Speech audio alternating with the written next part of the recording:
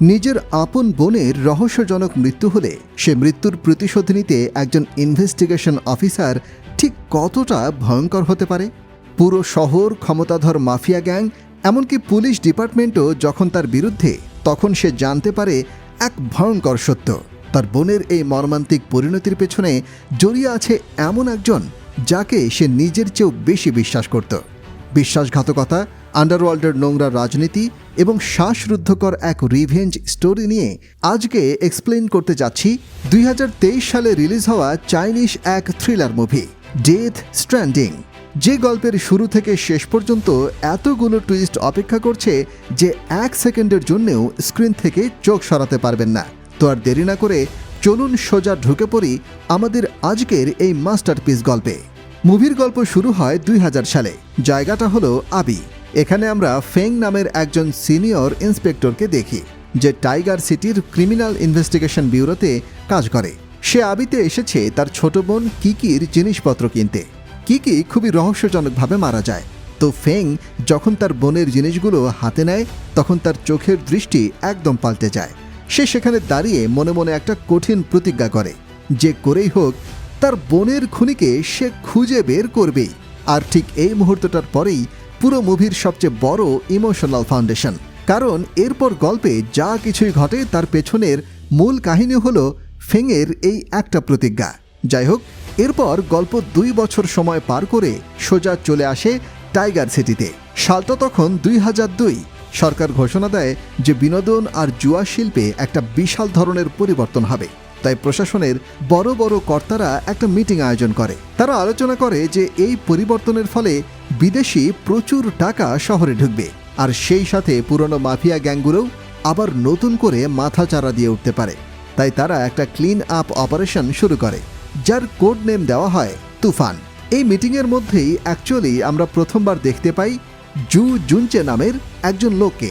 সে gaming inspection ব্যুরোর প্রধান এবং একজন সাবেক পুলিশ অফিসার। মিটিং শেষ হওয়ার পর জু চুপি চুপি কাউকে ফোন করে। সে ফোনে বলে 2 বছর আগে তারা যে মাস্টার প্ল্যান করে সেটা এখন বাস্তবায়ন করার একদম পারফেক্ট সময় চলে এসেছে। আর এই একটা লাইনই বুঝিয়ে দেয় যে লোকটাকে বাইরে থেকে যতটা সাদাসিধে আর প্রফেশনাল দেখায়, সে ততটা সোজা নয়। তার ভেতরে অন্য কোনো একটা গেম চলছে। এনিওয়ে, ফেং তখন আবি থেকে ফিরে আসে টাইগার সিটিতে। তার বস তাকে ডেকে জিজ্ঞাসা করে বোনের কেসের অগ্রগতি কতদূর। ফেং জানায় কিকির মৃত্যুর পেছনে হয়তো টাইগার সিটির একটা বিশাল কোম্পানির হাত আছে। কোম্পানির নাম হুয়াসেন গ্রুপ। ফেং আরও জানায় এই হুয়াসেন গ্রুপের সাথে আবির জুয়ার বাজার সরাসরি লেনদেন আছে। বস সব শুনে ফেংকে নির্দেশ দেয় এই ব্যাপারে খুব সাবধানে খোঁজ খবর নিতে আর তাড়াতাড়ি ফিরে আসতে। এরপর সিন শিফট হয় শহরের অন্ধকার দিকটায়। হুয়াসেন গ্রুপের মালিক নাম উসিন, যাকে আন্ডারওয়ার্ল্ডের সবাই 4th মাস্টার নামে ডাকে। এই 4th মাস্টার হলো শহরের সবচেয়ে ধূর্ত আর ভয়ঙ্কর একজন মাফিয়া ডন। তার কাছে খবর আসে যে চেং ইয়াং ইয়ান নামের একজন লোক, যে মার্কেট প্রমোশন অ্যাসোসিয়েশনের নতুন প্রেসিডেন্ট পদপ্রার্থী, সে একটা ব্ল্যাক লিস্ট বানায়। এই লিস্টে হুয়াসেন এবং শুনটং নামের 2টা কোম্পানির নাম একদম উপরের দিকে থাকে। এর মানে হলো ইয়ান যদি প্রেসিডেন্ট হয় তাহলে এই 2 কোম্পানি নতুন করে বিনোদন শিল্পে ব্যবসা করার কোনো সুযোগই পাবে না। 4th মাস্টার খবরটা শুনে রীতিমতো রেগে যায়। সে তার লোকদের বলে এই সংস্কার হলে আমরাই সবচেয়ে বেশি ক্ষতিগ্রস্ত হব। তার লোকজন তাকে জানায় যে এই ব্ল্যাক লিস্ট নিয়ে সাধারণ কাউন্সিলরদেরও কিছু করার থাকে না, কারণ পুরো সিদ্ধান্তটাই ইয়ানের। 4th মাস্টার তখন একজন কাউন্সিলরকে ডেকে চাপ দিতে থাকে। সে ঠান্ডা মাথায় কাউন্সিলরের ফ্যামিলিকে কিডন্যাপ করে তাকে ভয় দেখায়। 4th মাস্টার তাকে বলে যে সে তার স্ত্রী আর সন্তানের নামে অনেক টাকার ইন্স্যুরেন্স করে রেখেছে, যেন ভবিষ্যতে তার কিছু হলে তাদের অন্তত টাকা পয়সার অভাব না হয়। আর এতে করে বোঝা যায় যে 4th মাস্টার কতটা হিসেবি আর ভয়ঙ্কর একজন ভিলেন। সে সরাসরি কাউকে মারে না, কিন্তু এমনভাবে মানসিক চাপ দেয় যে মানুষ তার কথা শুনতে বাধ্য হয়। ঠিক এই জায়গাতেই গল্পে একটা বিশাল টুইস্ট আসে। আমরা দেখি যে প্রেসিডেন্ট পদপ্রার্থী চেং ইয়াং ইয়ান গাড়িতে করে কোথাও যাচ্ছে। হঠাৎ করে তার গাড়ি আটকে ফেলে অন্য আরেকটা গাড়ি। এরপর গাড়ি উল্টে যায়, গুলি করে তাকে অন্য একটা গাড়িতে তুলে নেয়। সে বুঝতে পারে যে তাকে কিডন্যাপ করা হয়। অন্যদিকে ফেং তার ইনভেস্টিগেশন চালিয়ে যায়। ফেংয়ের এক সহকর্মী তাকে হুয়াসেন গ্রুপের একটা ফাইন্যান্সিয়াল রিপোর্ট দেখায়। রিপোর্টে দেখা যায় কোম্পানির হিসাবপত্র এতটাই পরিষ্কার যে সেটা দেখলেই সন্দেহ হয়। এত বড় একটা কর্পোরেট কোম্পানির অ্যাকাউন্টে কোনো খুঁত নেই, এমনকি তারা প্রতি বছর ওয়েলফেয়ার হোমে বিশাল অঙ্কের টাকা দান করে। এর মানে হলো ভেতরে খুব বড় কিছু একটা লুকানো আছে। তার উপর একজন গোপন সোর্স তাদের একটা পেপার দেয়। ওই পেপারে চেং ইয়াং ইয়ানের সইসহ সেই ব্ল্যাক লিস্টটা থাকে, যা এখনও পাবলিকলি প্রকাশ করা হয়নি। তার মানে সোজা হিসাব দ্বারায় ইয়ানের নিখোঁজ হওয়ার পিছনে এই হুয়াসেন গ্রুপের সরাসরি হাত আছে।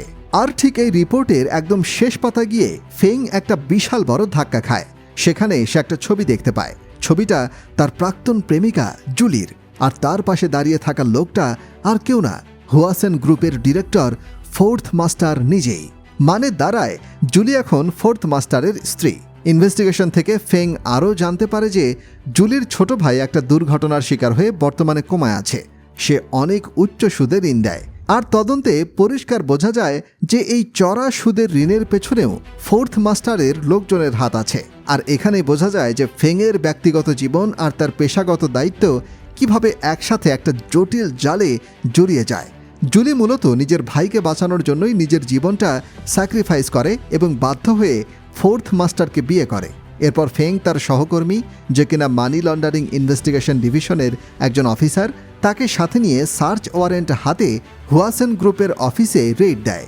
ফেং সরাসরি ফোর্থ মাস্টারকে বলে হুয়াসেন গ্রুপ বিদেশি শক্তির সাথে যোগসাজশ করে দীর্ঘদিন ধরে মানি লন্ডারিং আর একাধিক অবৈধ ব্যবসায়িক কার্যক্রমে জড়িত থাকার সন্দেহ আছে।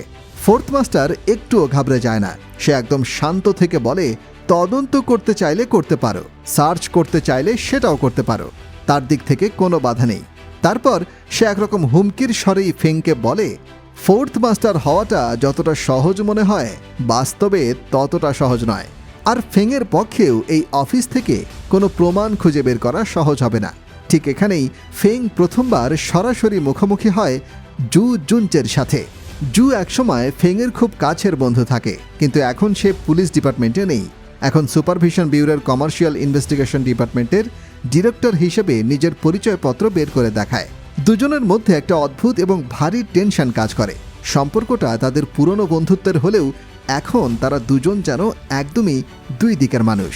ফেং সরাসরি জুকে প্রশ্ন করে তার আর ফোর্থ মাস্টারের মধ্যে সম্পর্কটা আসলে কি। জু কোনো উত্তর না দিয়ে উল্টো ফেংকে প্রশ্ন করে, ফেং ঠিক কোন ক্ষমতা বলে এখানে তদন্ত করতে আসে? এই ছোট্ট একটা বাক্য বিনিময়ে বোঝা যায় যে দুজনের মধ্যে সরাসরি কোনো শত্রুতা না থাকলেও একটা গভীর অবিশ্বাসের দেয়াল তৈরি হয়ে যায়। ফেং চলে যাওয়ার পর ফোর্থ মাস্টার জুকে চুপি চুপি বলে দেয় সে যেন ফেংয়ের ওপর কড়া নজর রাখে। সিন শিফট হয় সেই কিডন্যাপিংয়ে। চেং ইয়াং ইয়ানকে এখন শহরের বাইরের একটা গোপন জায়গায় হাত পা বেঁধে আটকে রাখা হয়। তাকে পাহারা দেয় কি ইয়াং নামের একজন লোক। এই কি ইয়াং হলো ফোর্থ মাস্টারের খুব বিশ্বস্ত একজন অনুসারী এবং চামচা। ইয়াং বন্দি অবস্থাতেই তার অহংকার ছাড়ে না। সে কি ইয়াংকে সামনে অপমান করতে থাকে। সে কি ইয়াংকে পাহারাদার কুকুর বলে গালি দেয়। ইয়ান তাকে বোঝায় যে ফোর্থ মাস্টার আসলে শুধু তাকে ব্যবহার করে এবং সময় মতো তাকে সরিয়ে দেবে। এই কথা শুনে এমনিতেই রাগী স্বভাবের কি ইয়াং নিজের মাথা গরম করে ফেলে। সে রাগের মাথায় ইয়ানকে খুন করে বসে। এদিকে ফোর্থ মাস্টারের প্ল্যান কিন্তু ইয়ানকে মেরে ফেলার থাকে না। সে চায় ইয়ানকে শুধু কয়েকদিনের জন্য গুম করে রাখতে, যেন ভোটের দিন সে কোনোভাবেই হাজির থাকতে না পারে। কি ইয়াংয়ের এই বোকামির কথা শুনে ফোর্থ মাস্টার রীতিমতো ক্ষুব্ধ হয়ে যায়। সে কি ইয়াংকে বকা দেয় এবং নির্দেশ দেয় যেন লাশ খুব দ্রুত অন্য কোথাও সরিয়ে ফেলা হয়। এই একটা ভুলের কারণেই আসলে গল্পের পুরো মোড় ঘুরে যায়। এরই মধ্যে ফেং একদিন সুযোগ পেয়ে জুলির সাথে দেখা করে। সে জুলিকে তাদের পুরনো সম্পর্কের কথা মনে করিয়ে দেয়। জুলি খুব অভিমান করে বলে ফেং তাকে ফেলে 2 বছর আবিতে পড়ে থাকে শুধুমাত্র তার বোনের কেসের জন্য। তাহলে সে কেন এমন একজনকে বিয়ে করতে পারবে না যাকে সে দুনিয়ার সবচেয়ে বেশি ঘৃণা করে? এই সংলাপ থেকে একটা বিষয় একদম ক্লিয়ার হয়ে যায়। জুলির এই বিয়েটা কোনোভাবেই ভালোবাসার নয়, বরং এটা একটা জেদ বা বাধ্য হয়ে নেওয়া একটা সিদ্ধান্ত। ফেং তাকে খুব সিরিয়াসলি সাবধান করে দেয়। সে জুলিকে বলে এই কেস থেকে দূরে থাকতে। ফেং আরও বলে দেয় তার চারপাশের মানুষগুলো বাইরে থেকে যতটা সহজ আর ভালো মনে হয় তারা আসলে ততটা সহজ না। তারপর টিভিতে ব্রেকিং নিউজ আসে। খবরের চ্যানেলে দেখা যায় চেং ইয়াং ইয়ানের নিখোঁজ হওয়ার কারণে মার্কেটে প্রমোশন অ্যাসোসিয়েশনের ভোট স্থগিত হয়ে যায় এবং নতুন করে ভোট হওয়ার ডেট দেওয়া হয়। আর ঠিক এই সুযোগটা কাজে লাগিয়েই ফোর্থ মাস্টার তার নিজের পছন্দের লোক কি ইয়াংকে নতুন প্রেসিডেন্ট পদে বসিয়ে দেয়। ফোর্থ মাস্টার কি ইয়াংকে তার অফিসে ডেকে বোঝায় যে বিনোদন শিল্প খুললে হুয়াসেন গ্রুপ একাই বিশাল অঙ্কের টাকা কামাবে, আর সেখান থেকে কি ইয়াংকে 100 মিলিয়ন দেওয়া হবে। কি ইয়াং খুবই খুশি হয়ে যায়। বিষয়টা সহজ করে বোঝার জন্য একটা উদাহরণ দেই। শিকারি যখন ফাঁদ পাতে তখন শিকার ভাবে সে বুঝি খাবার খেতে যাচ্ছে। কি ইয়াংয়ের অবস্থাটাও ঠিক তেমন থাকে। সে ভাবছে সে শহরের সবচেয়ে বড় নেতা হয়ে যায়, কিন্তু সে জানে না ফোর্থ মাস্টার তাকে একটা বলির পাঠা হিসেবে ব্যবহার করছে। ফোর্থ মাস্টার মিটিংয়ে বসে তার লোকদের সামনে ব্যাখ্যা করে যে কিভাবে সে ক্যাসিনো আর সুদের ব্যবসাকে নতুনভাবে সাজাতে চায়। আসল ব্যাপারটা হলো, আগে যেভাবে চড়া সুদে টাকা ধার দেওয়া হতো তাতে অনেক সময় খেলোয়াড়রা টাকাই ফেরত দিতে পারত না, উল্টো ঝামেলা লেগে যায় এবং লোকসান হয়। এখন ফোর্থ মাস্টার নতুন নিয়ম করে। সে বলে এখন থেকে সুদ ছাড়াই টাকা ধার দেওয়া হবে, কিন্তু শর্ত হলো সেই টাকা দিয়ে বাজি ধরতে হবে তাদেরই মাধ্যমে। আর খেলোয়াড় যদি জেতে তাহলে জেতা টাকার 20% তারা সরাসরি কমিশন হিসেবে কেটে নেবে, আর যদি কেউ হারে তাহলে মূল টাকাটা তারা আস্তে আস্তে আদায় করে নেবে। এতে কাউকে মারধর বা খুন করার দরকার পড়বে না। শুনতে বেশ ভালো আর মানবিক মনে হলেও আসলে এটা একটা আরও স্মার্ট আর আইনি মোড়কে মোড়ানো শোষণের সিস্টেম। এরপর কি ইয়াং যখন প্রেসিডেন্ট হিসেবে শপথ নিতে যায়, ঠিক তার আগে অচেনা একজন লোক কল করে তার পরিবারকে কিডন্যাপ করে আর জানায় যে সে যেন কোনো গন্ডগোল না করে আর তার লোকদের কথা মতো চলে। অনুষ্ঠান শুরু হওয়ার পর যখন সবাই খুব খুশি, ঠিক তখন হঠাৎ করে পর্দায় একটা ভিডিও রেকর্ডিং দেখানো হয়। সেখানে কি ইয়াংয়ের ফুটেজ দেখা যায়, যেখানে সে ইয়ানের অপহরণ করে তাকে হত্যা করে। আর সাথে সাথে পুরো হলে হুলস্থুল বেঁধে যায় এবং পুলিশ সাথে সাথে কি ইয়াংকে গ্রেফতার করে নেয়। ফোর্থ মাস্টার তখন স্টেজে দাঁড়িয়ে প্রকাশ্যে ঘোষণা দেয় যে কি ইয়াংয়ের এই ক্রিমিনাল কাজের সাথে হুয়াসেন গ্রুপের কোনো সম্পর্ক নেই, কিন্তু আড়ালে বসে সে বুঝতে পারে এই রেকর্ডিং প্রকাশ করার ক্ষমতা তার নিজের গ্রুপের বাইরের কারোরই নেই। এদিকে কি ইয়াং যেন পুলিশের কাছে মুখ না খোলে সেজন্য তার গর্ভবতী স্ত্রীকে জিম্মি হিসেবে ব্যবহার করা হয়। ফোর্থ মাস্টার তাকে আটকে রাখে যাতে কি ইয়াং সব দোষ নিজের ঘাড়ে নিয়ে নেয় আর কাউকে না ফাঁসায়। জু এখানে কি ইয়াংয়ের জন্য কিছুটা মায়া দেখায়, কিন্তু ফোর্থ মাস্টার তাকে খুব ঠান্ডা গলায় বলে নরম মনের হলে এই মাফিয়া লাইনে টিকে থাকা যায় না। এই আলাপের মাধ্যমেই ফোর্থ মাস্টার একটা চমকে দেওয়ার মতো কথা বলে জুকে। সে বলে সে কি ইয়াংকে প্রেসিডেন্ট বানাতে চায় না, বরং সে চায় জুকে এই পদে বসাতে। বহু আগেই সে জুকে ইচ্ছা করেই আবিতে পাঠায় জুয়ার রাজা কুনকার সাথে সম্পর্ক তৈরি করার জন্য। এমনকি সে এটাও বলে তোমার প্রেমিকার মৃত্যুটা আমি কোনোভাবেই বৃথা যেতে দেব না, মানে জুয়ের প্রেমিকা, যে আসলে ফেংয়ের ছোট বোন কিকি। এই এক লাইনেই পুরো গল্পটা একটা নতুন মোড় নেয়, কারণ এর মানে দাঁড়ায় জু নিজেই কিকির প্রেমিক ছিল, আর কিকির মৃত্যুর সাথে জু নিজেও কোনো না কোনোভাবে গভীরভাবে জড়িত থাকে। এরপর ফোর্থ মাস্টার জুকে জিজ্ঞাসা করে ফেংয়ের সাথে তার এখনও কোনো যোগাযোগ আছে কিনা। জু মিথ্যা বলে। সে জানায় যে তাদের মধ্যে তেমন কোনো যোগাযোগ নেই, কিন্তু বাস্তবে তারা এখনও গোপনে একে অপরের সাথে দেখা করে। একদিন তারা লুকিয়ে দেখা করে ব্ল্যাক ওয়াটার বে নামের একটা জায়গায়। জায়গাটা একটা পুরনো রেস্টুরেন্ট। জু সেখানে বসে বেশ মশলাদার আর ঝাল খাবার খায়। ফেং অবাক হয়ে বলে তুমি তো আগে একদমই ঝাল খেতে পারতে না। জু তখন হেসে বলে গত 2 বছরে অনেক কিছুই বদলে যায়, এখন সে সব কিছু খায়। তারপর দুজনে মনে করে কিকির কথা। কিকি এমন একটা মেয়ে ছিল যে কখনো ঝাল খেতে পারত না। এরপর সিন চলে যায় ফ্ল্যাশব্যাকে, যেখানে দেখা যায় জু কিকিকে নিয়ে একটা জায়গায় যায় আর জু অনেক বেশি মাতাল হয়ে পড়ে। জুকে সেখানকার কিছু লোকেরা একটা রুমে নিয়ে যায় আর কিকিকে ধর্ষণ করার চেষ্টা করে। কিকি সেখানে বাধা দেয় এবং ছাদের রেলিংয়ে গিয়ে দাঁড়ায়। লোকগুলো তাকে ধরতে আসলে সে নিচে পড়ে যায় আর সেখানেই মারা যায়। এরপর আবার সিন বর্তমানে আসে। ফেং জুকে জিজ্ঞাসা করে তার কি দরকার ছিল এমন একটা জায়গায় তার বোনকে নিয়ে যাওয়ার। জু জানায় যে নিয়ে যেতে চায়নি, কিন্তু কিকি অনেক জেদ করে যে সে যাবেই, তাই বাধ্য হয়ে তাকে নিয়ে যেতে হয়েছে। তখন ফেং জুয়ের মাথায় বন্দুক তাক করে বলে এসব মিথ্যা কথা।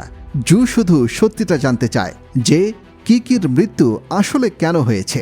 আর ঠিক এই মুহূর্তে তাদের কথোপকথনে বাধা পড়ে। ফোর্থ মাস্টারের পাঠানো কিছু বন্দুকধারী সেখানে আচমকা হামলা চালায়। তারা সরাসরি ফেংকে টার্গেট করে গুলি চালানো শুরু করে। ফেং কোনো মতে গোলাগুলি সামলে নিজেকে বাঁচায়, কিন্তু তার এক সহকর্মী এই ভয়ঙ্কর সংঘর্ষে প্রাণ হারায়। এই ঘটনার পরপরই ফেং জুয়ের বিরুদ্ধে গ্রেফতারি পরোয়ানা জারি করে। সে সন্দেহ করে যে জুই হয়তো এই হামলার পেছনে আছে, কিন্তু ঘটনাটা পুরোপুরি উল্টো দিকে ঘোরে। ফেং নিজেই সাসপেন্ড হয়ে যায়। তাকে জানানো হয় দুর্নীতি দমন কমিশন সন্দেহ করে যে সে দীর্ঘদিন ধরে ঘুষ নেয়। তার বাসা থেকে নাকি বিপুল পরিমাণ নগদ অর্থ পাওয়া গেছে। ফেং হতভম্ব হয়ে যায়। সে জানে সে কোনো ভুল করেনি, তবুও তাকে এভাবে ফাঁসানো হচ্ছে কেন? এটা আসলে ফোর্থ মাস্টারের একটা চাল থাকে, যাতে ফেং তার তদন্ত চালিয়ে যেতে না পারে। ওদিকে ফোর্থ মাস্টারের এই গোপন কথা তার স্ত্রী অর্থাৎ ফেংয়ের প্রাক্তন ওয়াইফ জুলি রেকর্ড করতে নিয়ে ধরা পড়ে। এরপর ফোর্থ মাস্টার জুলিকে আটক করে ফেংকে কল করে একটা স্থানে আসতে বলে। ফেং সেখানে আসলে জুলিকে ফোর্থ মাস্টার বলে ফেংকে গুলি করে হত্যা করতে, তাহলে তাকে ক্ষমা করে দিবে। কিন্তু সেখানে জুলি ফেংকে না, বরং নিজেকেই গুলি করে আত্মহত্যা করে, কারণ জুলি ফোর্থ মাস্টারের সাথে থাকাটা ঘৃণা করত, আর এই জীবন আর সে চাচ্ছিল না। এরপর ফোর্থ মাস্টারের দলে লোকেরা ফেংয়ের উপর হামলা করলে ফেং কোনো মতে সেখান থেকে পালিয়ে যায়। এরপর সিন মিস্টার কুনকোর উপরে শিফট হয়। সে টাইগার সিটিতে এসেছে তার ব্ল্যাক মানি হোয়াইট করাতে, যার দায়িত্ব পড়ে হুয়াসেন গ্রুপের উপর। কিন্তু সেখানে এত বেশি পরিমাণ টাকা ছিল যে যা দেখে হুয়াসেন গ্রুপের ম্যানেজার স্তব্ধ হয়ে যায়। ওদিকে ফেংকে ডিপার্টমেন্টের সবাই তাকে সন্দেহের চোখে দেখে, কিন্তু তার পুরনো সহকর্মী অফিসার চাং আর অফিসার লি তার পাশে দাঁড়ায়। তারা বলে ফেংয়ের চরিত্র সম্পর্কে তারা খুব ভালোভাবে জানে। তারা একসাথে বড় হয়, তাই এই দুর্নীতির অভিযোগ বিশ্বাস করাটা তাদের জন্য খুবই কঠিন। তারা ফেংকে নিয়ে একসাথে কফি খেতে বসে এবং তাকে সাহস জোগানোর চেষ্টা করে। সিন শিফট হয় জু আর ইয়াং এর দিকে, যেখানে ইয়াং জুকে জানায় যে তার গার্লফ্রেন্ড অর্থাৎ কিকির মৃত্যু আসলে কিভাবে হয়েছিল। এটা জানার পর জু প্রায় পাগলের মতো আচরণ শুরু করে। তারপর আসে সিনেমার সবচেয়ে বড় আর চমকপ্রদ মোড়। জু নিজে থেকে ফেংয়ের সাথে দেখা করে আর একটা রেকর্ডারে স্বীকার করে যে জুই ফেংয়ের ঘরে টাকা লুকিয়ে রেখে তাকে ফাঁসিয়েছে। এতে ফেংয়ের কোনো দোষ নেই। এরপর রেকর্ডটা ফেংকে দিয়ে বলে সে যেন সাসপেন্ড থেকে মুক্তি নিয়ে নেয়, আর এটা বলেই সেখান থেকে সে চলে যায়। শুধু তাই নয়, জু একটা কনফারেন্সে জানায় যে সে প্রেসিডেন্ট পদ থেকে ইস্তফা দিয়েছে, আর আরও জানায় যে হুয়াসেন গ্রুপের গ্যাংস্টারের সাথে মিলে অবৈধ অর্থের লেনদেন করে। আর এই খবর দেখে মিস্টার কুনকা রেগে যায়, কারণ তার সকল পরিকল্পনা এখানে ধ্বংস হয়ে গেছে। তাই ফোর্থ মাস্টার মিস্টার কুনকাকে নিয়ে সেখান থেকে পালানোর চেষ্টা করে। এদিকে ফেং জুকে কল করে এসবের আসল কাহিনী জানাতে চাইলে জু সেই কথা জানায় যা ইয়াং তাকে বলে দিয়েছে। ঘটনা হলো আবিতে যেদিন রাতে কিকিকে মিস্টার কুনকা রেপ করে, সাথে ড্রাগও দেয়। ড্রাগের প্রভাব এবং সাথে রেপ করার কারণে কিকি মারা যায়, আর রেপের ব্যাপার ধামাচাপা দেওয়ার জন্য কিকিকে ছাদ থেকে তার দলের লোকেরা ফেলে দেয়, আর মেডিকেল রিপোর্ট টাকা দিয়ে বদলে ফেলে। এই সত্যিটা জানার পর ফেংয়ের ভেতরে যেন দাউ দাউ করে আগুন জ্বলে ওঠে, আর দ্রুত ড্রাইভ করে সে মিস্টার কুনকাকে ধরতে যায়। ওদিকে জু আগে এয়ারপোর্টে পৌঁছে যায় আর মিস্টার কুনকাকে গাড়ি চাপা দেয়। সেখানেই দুজনের মধ্যে গোলাগুলি হয়, আর ততক্ষণে সেখানে ফেংও পৌঁছে যায়। এরপর দুজন মিলে চরম লেভেলের ফাইট করে মিস্টার কুনকা আর ফোর্থ মাস্টারের সাথে। এক পর্যায়ে ফেং গুলি করে ফোর্থ মাস্টারকে, আর জু গুলি করে মিস্টার কুনকাকে। আর এভাবেই ফেং তার বোনের, জু তার ভালোবাসার মৃত্যুর প্রতিশোধ নেয়। আর এখানেই মুভিটি শেষ হয়ে যায়। তো এই ছিল ডেথ স্ট্র্যান্ডিং মুভির পুরো কাহিনী। ভিডিওটি ভালো লাগলে কমেন্টে অবশ্যই জানাবেন, আর এমনই সব ইউনিক কনসেপ্টের মুভি এক্সপ্লেনেশনের জন্য চ্যানেলটি সাবস্ক্রাইব করে রাখবেন। ভালো থাকবেন সবাই। এখন বিদায় নিচ্ছি, তবে ফিরে আসছি নতুন গল্পের সাথে। Keep watching.